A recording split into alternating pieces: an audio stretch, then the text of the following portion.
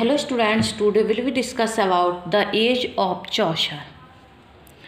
हमारा टॉपिक है as of चौसर, जो कि 1340 से लेकर 1400 तक रही है इसकी चौसर की as.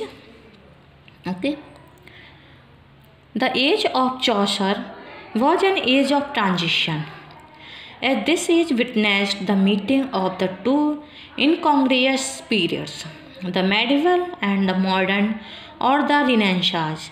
Though the leaven of the Renaissance or the modern spirit was discernible, yet the age was essentially medieval. If the modern world began to assert, the medieval world by no means had passed away. The medieval and Renaissance were stood side by side. In the words of G.M. Trevelyan in Chaucer's England, we see for the first time the modern mingling with the medieval. The distinctive features of the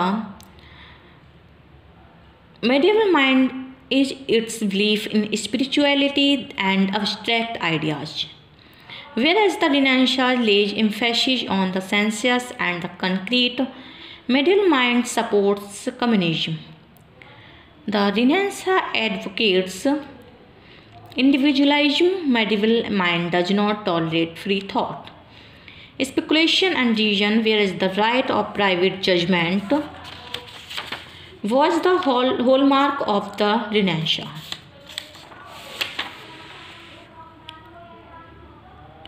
First, the 100 Years' War. Historically, the age of Chaucer was one of the most turbulent periods in British history. It witnessed a long succession of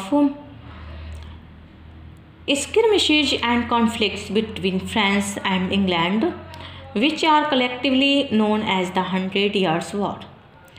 During the reign of Edward III, England dealt a number of crushing defeats on France and won laurels in the battlefields on Crécy, Poitiers and on Agincourt. These victories fostered the feeling of nationalism and patriotism among the English people. Next are the Black Death and Peasants' Revolt. The outbreak of the plague as the Black Death during the reign of Edward III consumed 1/3 or possibly 1/2 of the total population of England. In less than 2 years, it exerted a tremendous effect on the social and economic condition in the English villages. One result of the large-scale mortality was the English villages.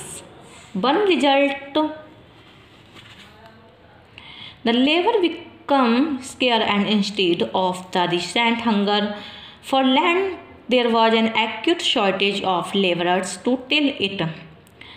The value of farms fell, and the price of labor went up at a bound. The laborers' demands for higher wages terrified the landlords, and new attempts were made to keep the wages under control with the help of legislations. Next, enclosure and rise of sheep farming. A much more important change took place in the methods of agriculture. With wages and the scarcity of labor, the old methods of agriculture become unprofitable. The enclosure of the strips or lands by the lord become common. The lord had been empowered even as early 1235 become common by the Statute of Merton to enclose a portion of the pasture, leaving only sufficient land for the common needs of the villagers. A further incentive to effect such enclosures arose from the fact that English wool was rapidly improving in quality having the reputation of being the finest in Europe and commanding high price in the markets of Flanders. Not only was sheep farming profitable, but it required less labor than plowing, sowing and harvesting crops from arable land. The desire to get rich, or at any rate to get not less than before, was strong. Enclosures were not allowed to stand in the way. Next, a condition of the peasantry.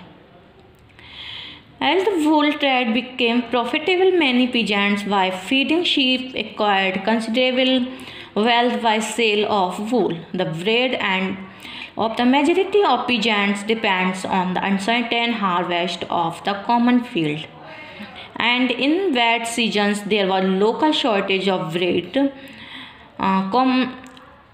meat, cheese, and vegetables, which were the important part of their diet. Many peasants kept poultry and ate eggs. Bacon was the more common dish on the cottage table, but the number of pigs in the village had depend on the extent and character of the waste. Next, dress. In men's dress, as well as in so many things, the beginning of the change from medieval and modern might we ascribe to the age of Chaucer. Decant long gowns and plain hoods were features of the medieval dress, but in the age of Chaucer, the younger generation abandoned the dignified gown for a short coat or jacket and displayed the symmetry of their legs in tight-fitting hosen.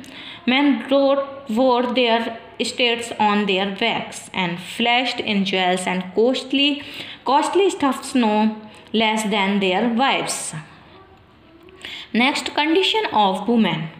Women were thought inferior to men. Women of lower strata of society were hard-worked and doomed to life of unrelieved drudgery. Most of them were illiterate ladies of noble families, displayed an excess of delicacy and decorum. The court ladies showed false pity and sentimentality. Women of aristocratic families enjoyed wealth and power only by marriage. The only alternatives to marriage was a numerary. Child marriage was also in vogue among the rich and wealthy persons. King Richard II married the child daughter of the King of France. Dowry was in practice and girls were often sold. Next, the church. In the age of Chaucer, the church became a place of corruptions. The portraits of the religious person in the prologue show that most of the clergymen,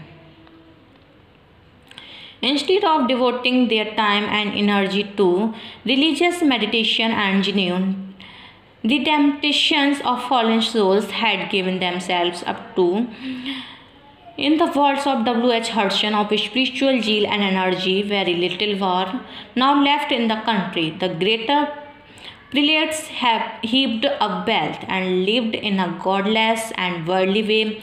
The rank and file of the clergy were ignorant and careless. The mendicant friars were notorious for their greed and profligacy.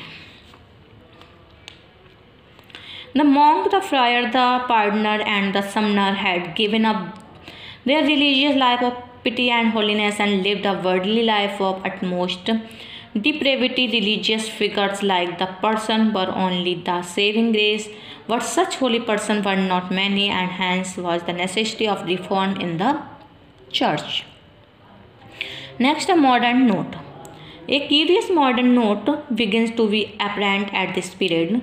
There is a sharp spirit of criticism, a more searching interest in men's affairs, and a less childlike faith in, and a less complex acceptance of the established order. The vogue of the Romance, though it has by no means gone, is passing away, and in Chaucer it is derided. The freshness of the romantic ideal is being suppressed by the more acute spirit of drama.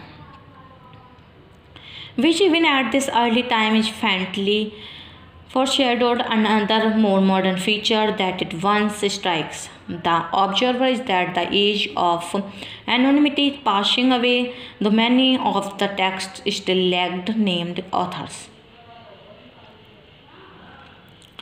The number of the book can be definitely ascribed. Moreover, we have for the first time a figure of outstanding literary importance who gives to the age the form and pressure of his genius.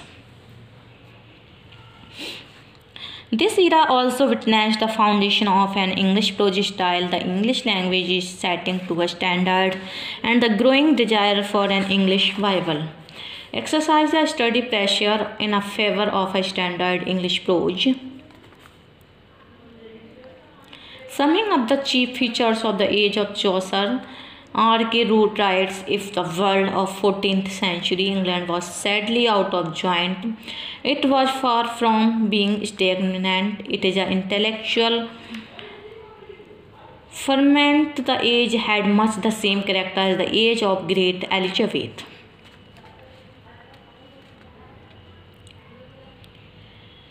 There was the same glow of patriotism and national consciousness consequent upon a series of brilliant victories against a foreign poet.